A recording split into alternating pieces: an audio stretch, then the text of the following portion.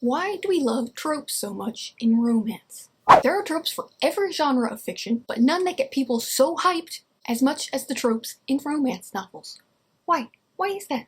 As a writer myself, I think tropes are often viewed as a marketing tool or as a mechanism of conflict in the story, like a way to increase the tension or scandalous-ness of your romance. And that can be true, but what I really think tropes in romance are for is centering the crux of the emotional experience for your reader.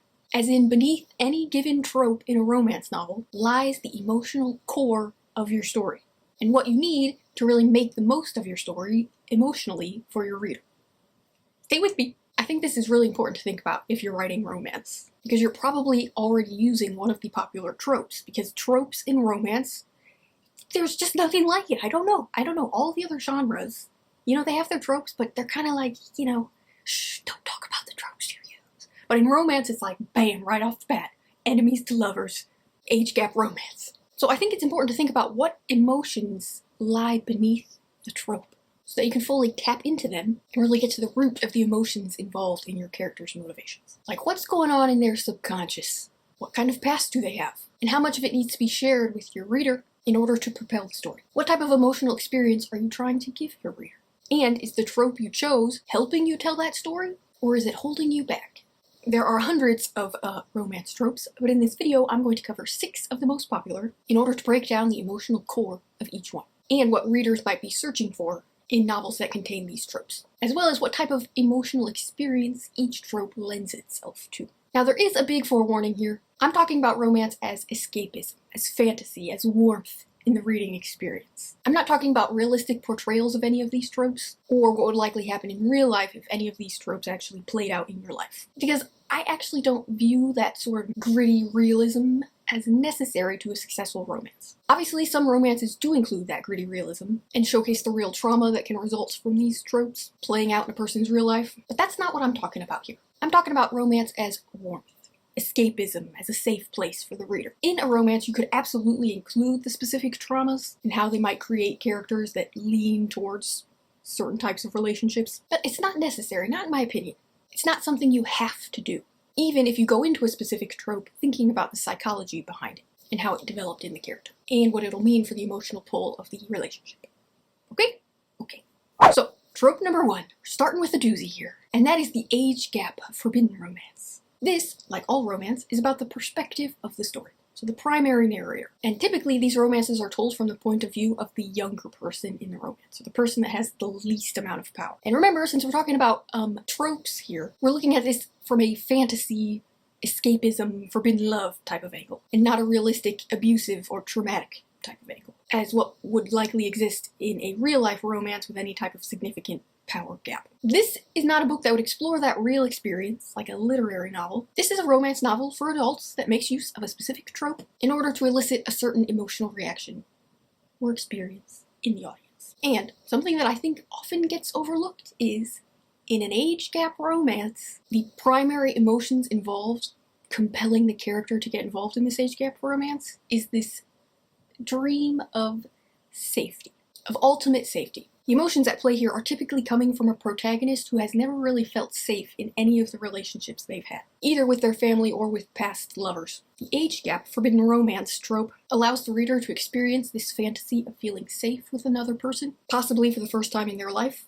without the rest of the world encroaching on their little world. They can finally relax and trust that they will be taken care of by this person in power. That's the fantasy of this trope. It's a romance novel, so the readers know that the protagonist won't be betrayed at the end, that there will be a happily ever after. And that's the comfort of a romance novel. The reader can lean into the story, fully experience the emotions involved, and remain safe in the idea that everything will turn out all right in the end. There's a real comfort in that is a huge part of the experience of reading a romance novel. And an age gap romance should typically highlight that feeling of safety, of making the protagonist, and by extension the reader, feel safe, protected, and cared for in a relationship for possibly the first time in their life. That's the emotional core of this trope that you want to try to tap into when you're writing, in order to really make the most of your storyline. If you wanted to play with more snarky, independent characters, you might look for a trope that highlights love in independence, rather than the age gap trope, which tends to highlight love in safety. Does that make sense? To make full emotional use of the trope in your story, you want to match the trope to the story, rather than trying to make the emotions you want to explore fit into the trope.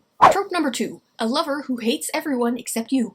If you were looking to explore love and independence, this might be the trope for you. Because this trope tends to allow the protagonist to come into themselves, to start using their voice and stop hiding their anger. In this type of romance, a lover who hates everyone except you will love you no matter what. So you, the protagonist, can explore what it means to find your voice in a relationship, to make demands, get angry, and still know that your lover will still be there for you in the end, and that they won't stop loving you. This might involve a protagonist who has struggled with perfectionism or people-pleasing, and then them learning how to identify and demand what they really want from life and from relationships, and how this specific romance helps them do that. This trope also embraces the fantasy that there's something uniquely special about you. It's not really a realistic way to view life or relationships, but it feels good as a fantasy, as a place of warmth for the reader. Even though, in real life, most of us have, families, people who it would be uncomfortable if your partner hated them.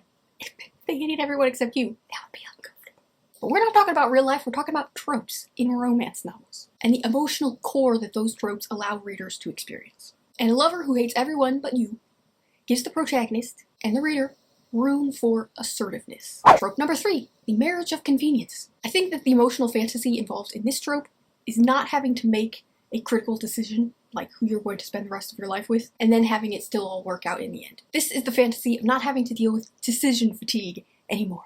To have the choice of your love life taken from you, but within the safe realm of a romance novel, and knowing that you still get to end up with a loving partner. To get the most out of this trope, I think it lends itself to characters, and by extension readers, who think they are too busy for love, either because of their job or their family, or even someone who has just been so burned by love in the past that they've given up trying. That's where this trope can really shine, and there's a lot of emotion to mine in that experience, like the character's view of love thawing over time, going from resigned to hopeful to in love by the end of the book. That's a very satisfying story, and one that the marriage of convenience really lends itself towards. Trope number 4, the billionaire romance. This sort of speaks for itself. It's a wealth fantasy of wanting for nothing. Not too deep of psychology in that one, even though we all know billionaires are a problem in real life.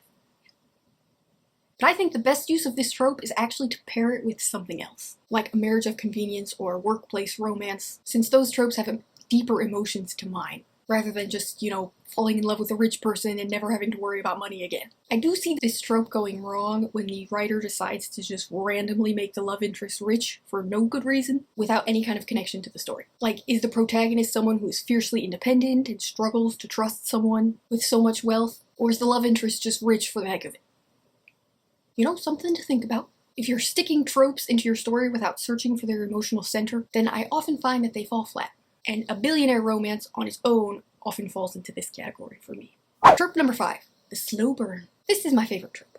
I have a whole video on what makes a good slow burn romance, but to me, the emotional core of this story is actually its potential for realism. Insta-love as a trope can be really fun. Like a character who sees someone once and he's like, oh crap, I'm desperately in love now. But at the end of the story, it ultimately feels like fiction. Which is fine and can be fun, but with a well-done, slow-burn romance, when the end of the story comes around, it can really leave your reader with this sense of optimism, of hope that a love like that could really happen in their life. Like that kind of love could be coming for them still. Maybe it's not just fiction or fantasy. And to me, that's powerful. A slow-burn romance can really have any type of storyline, but the emotional core of the story is taking small, realistic steps from strangers to interest, to questioning your feelings, to love, to forever. You have a real opportunity to leave your reader with a warmth and happiness like they experienced the story themselves. That's the power of realism, rather than having just read it. It could be, like a prediction for their own lives, something they actually could partake in. I just enjoy it, okay? Trope number 6, enemies to lovers. Ah yes, that old fantasy that someone who hates you is actually secretly pining for you because you are so delicious and desirable. This trope, I think, is one that often gets used incorrectly, or at least doesn't make use of its most important emotional tenet, which is that yearning for love grown through intelligence, and earned respect. You know, hot, snappy banter that ends up with the other person realizing how much they respect you and ultimately love you and want to see you shine and be successful. A lot of times I see this trope being used simply to increase the tension of the story, since there's obviously built-in conflict, but the author doesn't really examine any of the underlying emotions, where the fantasy lies in the trope. Or sometimes this trope kind of crumbles into a loss of identity for one or both of the characters. Rather than the relationship being built on earned respect and conflict resolution, it just sort of happens randomly at the end of the book, when one of the characters realizes that they're tired of fighting, and then they walk out of the relationship, and then the other character is like, oh well dang, maybe I shouldn't have been so mean. And then they confess their love and all is well. Seems like a cop-out. That's just not a satisfying use of this trope. As a reader, I want to see two characters go from hate to grudging respect, to understanding, to protectiveness, to love. This is also another good trope for exploring love and independence. Obviously, all of these, they're not prescriptions. These tropes can be done well in a variety of ways, but I really just wanted to highlight what the emotional center of each trope can really be, so that you know what to lean into when you're writing it. That's it. I mean, that's just really all.